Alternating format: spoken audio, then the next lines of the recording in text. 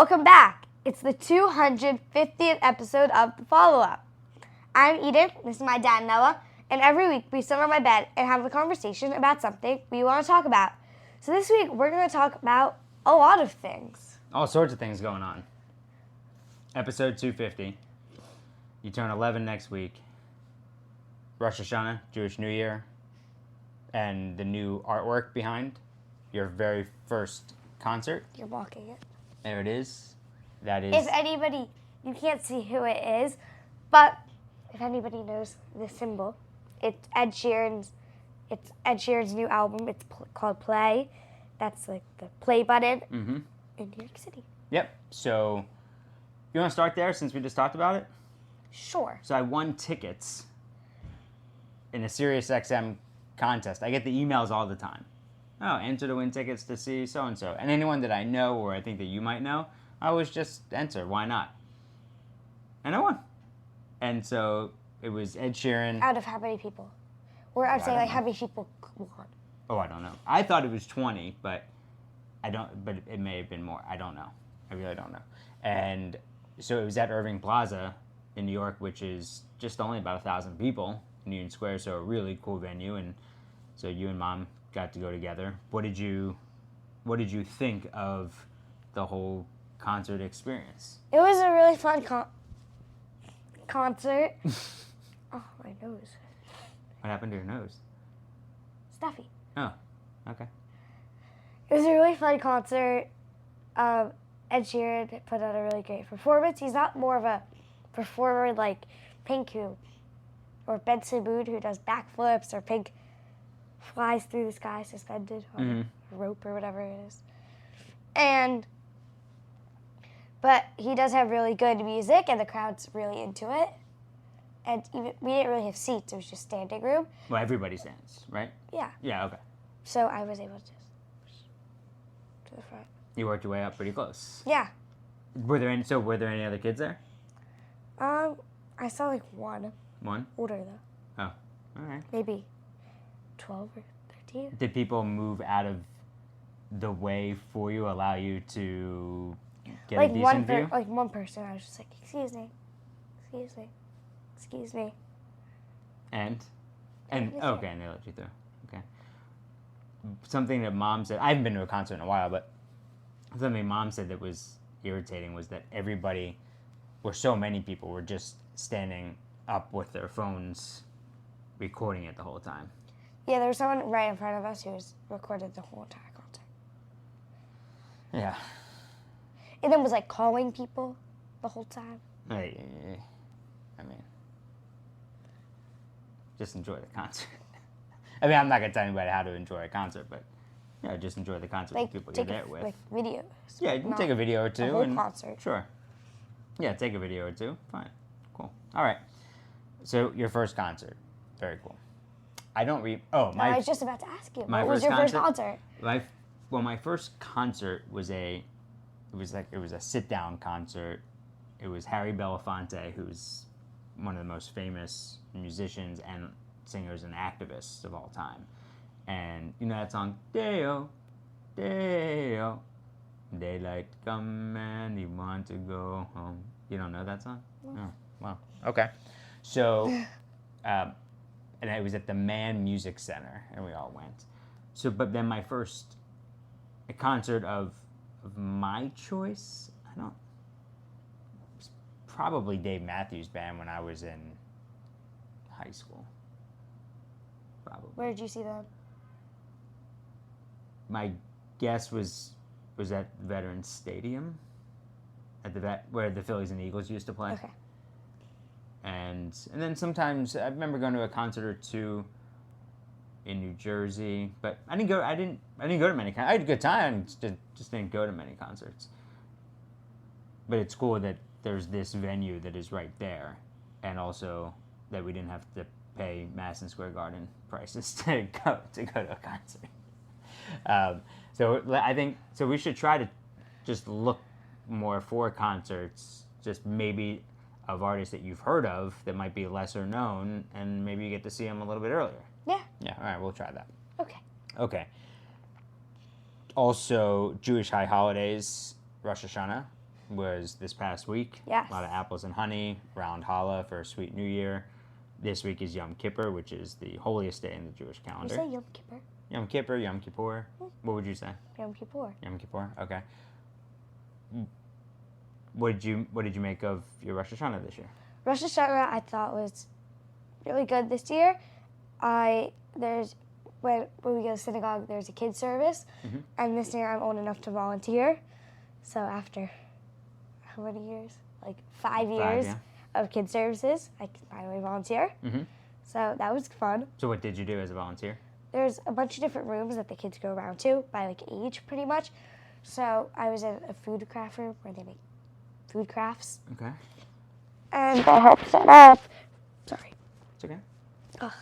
Okay, for each group, Just pull this down just a little bit. Yep. helped set up for each group, helped people if they needed help. Okay. Yeah. Okay. The little kids, I made one of them. Something I took away from Rosh Hashanah this year was the thought that I remember the rabbi mentioning last year about it's not asking for forgiveness, it's a return. So teshuvah, so a return to yourself of who you really are, and seeing the good in everybody, and finding the good within yourself, and returning to who you really are, because there's a lot that goes on day to day that might take you out of your core values, but it is important that when you have those core values and morals, to be able to build your life around that. So I took away a lot from my time with Rabbi, not just when I talked to him earlier in the week, but then also at services as well. So that was nice. That's good. Yeah, so that was nice. Okay, you turn 11 Yeah. next week. I'm not going to ask you what, because we used to do when you were little, when you were turning 3, turning 4, turning 5. That was, yeah, I mean, you were really little. Turning 6, 7, 8. 6, We would do, 6, 7. On the podcast, I would ask you, the light just went out. Oh. On the podcast, I would ask you, what do you think it's going to be like? But when we talked about that beforehand, you just said, that's not a thing right now. So we're not going to. Yeah. Do you feel,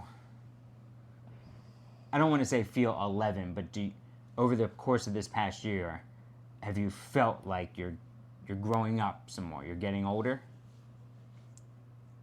I think a little bit in the start of 6th grade, Okay. because I call it official middle school.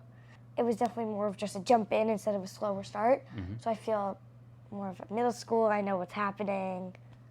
Okay. I feel more set with that. Yeah. So I feel like that was definitely one thing. All right. It's probably not the best, but I don't have that for this topic. But I really don't have much to say. I feel last year was more like I'm turning double digits. 11s. There's probably more to it, but it's just 11. A lot of your friends, so you're the youngest, right? Pretty much. Yeah. Kind So of. a lot of your friends, some of your friends this week turned 12. Yeah. Right, and you're turning 11. Do you feel younger than them? No. Good. Not really. Good. I feel Yeah, good. Yeah, I mean, there will, I just don't want you to ever think that you have to keep up with someone who's a whole year older just because you're in the same grade. Everyone's priorities will change. I remember at 11, I just wanted to play sports. That's what I wanted to do. So I'm basically like probably a lot of the boys in your class. Like I couldn't wait for gym. So I was in 5th grade. Yeah, I was in 5th grade. Right? Yeah. Yeah, 5th grade. Yeah, you were in 5th grade. I just couldn't wait for gym. That was our first year changing classes. We had a lot of fun at recess. I don't know. There wasn't a whole lot. I didn't feel like there was a whole lot going on in my life. I oftentimes try to think about what you're going through versus what I was going through. I just think the world is so different, and I also think that I think that just being a kid is just so different. Yeah. Also, the the Philadelphia suburbs versus living in New York City. Mm-hmm. I think I just think all of it. I can't even, and it's not even a bad thing that I can't compare it because then it's well Different. you can just have your own childhood. Yeah, I mean there's going to be certain things that I would say, hey, this is what we did as kids. This is what you're going to do, but no, as long as you keep being yourself, it doesn't matter to me. When you were 11, what were you doing after school, weekends? A lot of sports, and a lot of just hanging out at friends' houses. I remember I used to go to, I guess this was 5th grade. Maybe it was 5th grade. Would go to John Fox's house after school to watch Saved by the Bell. And we'd get home, do our homework, and then watch Saved by the Bell at 4:35 on TBS. It started at 4:35. What days? Saved by the Bell was every day. Oh, every day. Okay. Yeah, and I think it was. It was every day, and yeah, we'd go outside and throw a football around. I would play basketball down the street. I didn't have that many. The activities were just Sports? yeah. So you either had basketball at night or tennis, and then Hebrew school. Like there was no, or else I was just coming home, getting my homework done, and then waiting for Grandpa to come home to play more sports. Yeah, I guess that's really all I did. But then we'd hang out at friends' houses on the weekends. We'd have sleepovers. A lot of our parents were friendly with each other, so we used to have dinners together or sometimes multiple friends would come into our house because Grandma was such a good cook, so people would want to come eat at our house some more. It was just a lot of simply hanging out. And at my house we had a Nintendo, which was a little bit old by that point, but that's what we had. So I'd play Nintendo at our house, and then Sega Genesis at Todd's house, and we'd watch sports videos on VHS. We'd have these same NFL rocks and these championship videos from the 80s from the NBA. We'd just pop them in and sit there and watch. Yeah. Yes. 250th episode. Yeah. Before we get to the book that you have been hiding behind you. Oh. There we go. Nope. There we go. Yeah, you might want to just maybe move a little closer to me. There we go.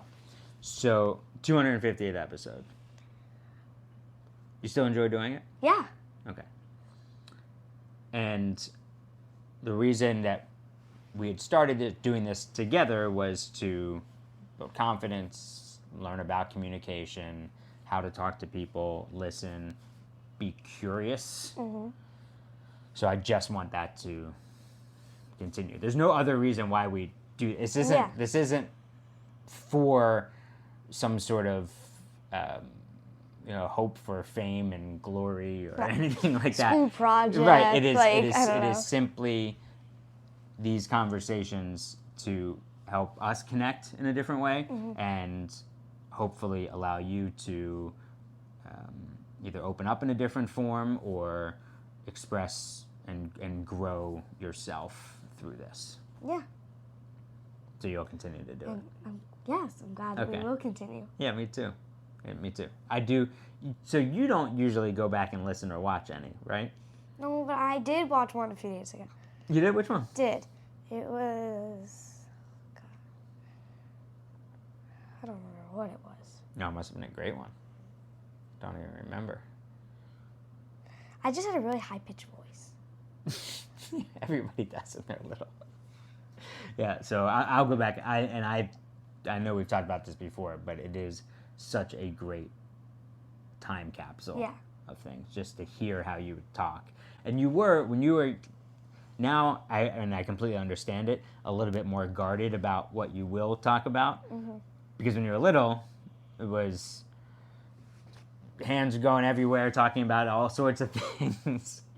But I understand. Yeah. Yeah, I understand. Okay, let's get to the book. Oh, right, okay. Vanished. Framed is the first book in this series. Did I talk about that last week? You may have. No, I talked about these. I don't remember what I talked about. Whatever. I might have talked about this one. I don't know. I talked about Sherlock Society last week. This is also by James Ponti. This is the second book in the Framed series, and it's about a kid who's an FBI agent. Read to find out more. On the James cases. Ponti is your favorite author. Yes, great author. Cool. Writes great mysteries. But nothing new coming out, so I can't get you one for your birthday. I don't think so. Hopefully another James Ponti book will come out before you turn 12. I'm sure some book will. Well, some book, yes, but hopefully a James Ponti book. Yeah, that's what I'm saying. Oh. Sure, one of his books will come out. Okay. Yeah. All right. Well, here's to episode 251 next week. Here's to the next 250. So you will... Oh, my God. I'll be like almost 16. I mean, we started this, you were 5. Hard to believe. Yeah. All right. I love you. Love you.